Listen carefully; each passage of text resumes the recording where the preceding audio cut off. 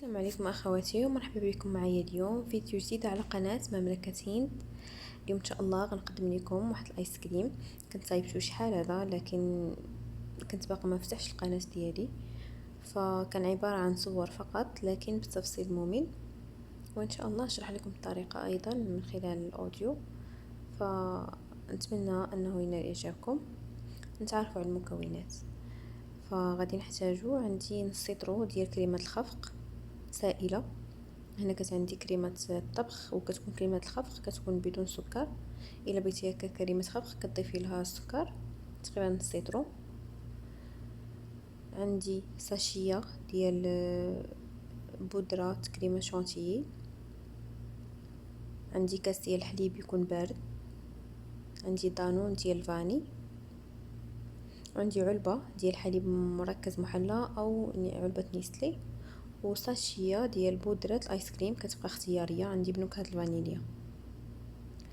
بالنسبه للطريقه غادي نخلطوا البودره ديال الكريم شونتيي والبودره ديال الايس كريم، وغنضيفوا لها كاس ديال الحليب اللي يكون بارد مزيان مع كريمه الخفق السائله نصف لتر حتى هي ايضا تكون بارده مزيان، وغادي نضربوهم بالضرب الكهربائي على سرعه مرتفعه حتى غطلع نحصلوا على كريمه. من بعد غنضيفوا العلبه ديال نيستلي او حليب مركز محلى ودانون ديال الفاني، وغنخلطوا جميع المكونات. هنا اخواتي خديت الخليط ديالي لان كتخرج لي كميه كبيره، خديت الخليط ديالي وقسمته على 5 المرات باش غنضيفوا له النكهات. فالنكهات اللي استخدمت هنايا عندي النكهه الاولى ديال الفاني غنستخدم لها فلون ديال الفاني. نكهه الفريز غنستخدم ايضا فلون ديال الفريز مع 2 معالق كبار ديال مربى الفراوله. عندي ايضا النكهه الثالثه ديال الشوكولات، فلون ديال الشوكولات. النكهه الرابعه غنستخدم فلون ديال البنان، والنكهه الخامسه غنخلطها ما بين فلون ديال الكراميل و القهوه نيستلي. فانتم طبعا ممكن تضيفوا اي نكهات متواجده عندكم. فهنايا الخليط الاول ضفت له فلون ديال الفاني كيبقى اللون ديالو ابيض.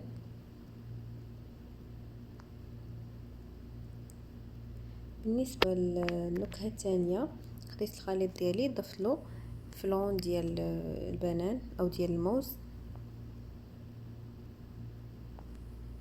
ممكن هنايا تضيفوا ملون اصفر، الا ما عطاكمش اللون ممكن تضيفوا ملون اصفر، انا غنكتفي بهذا اللون.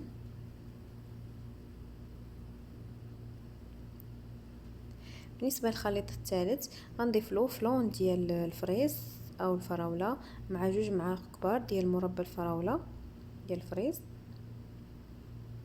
وغادي نخلط جميع المكونات. هنايا غنضيف بعض القطرات ديال الملون احمر باش يعطيني واحد اللون وردي. كيف كتشوفوا معايا كنحصل على هذا اللون.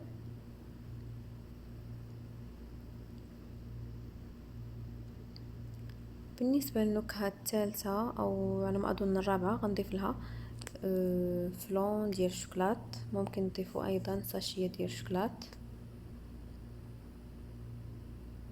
باش تزيدوا اللون وتزيدوا حتى التركيز ديال الشوكولات.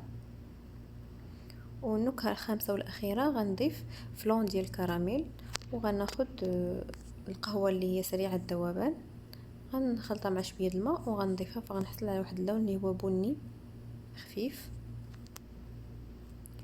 صافي غنوضعوا جميع النكهات اللي عندنا في علب بلاستيكيه، كل علبه محكمه الغلق، وغندخلوهم المجمد تقريبا ليله كامله حتى كيتجمدوا وكيشد راسو. صافي وكنقدموه بالصحه والراحه. هنا اخواتي بعد ما قدمت جميع النكهات ب5: نكهه الفاني، نكهه الشوكولات، النكهه ديال القهوه والكراميل، النكهه ديال الموز او البنان، والنكهه ديال الفراوله. نتمنى انه ينال اعجابكم. هنا كانت عندنا الحراره جد مرتفعه فبسرعه داب، يعني قبل ما نصوروا داب. صافي وبهذا نكون اخواتي وصلنا لنهايه الفيديو. نتمنى انه ينال اعجابكم وتجربوا هذا الايس كريم خصوصا في هذا الصيف.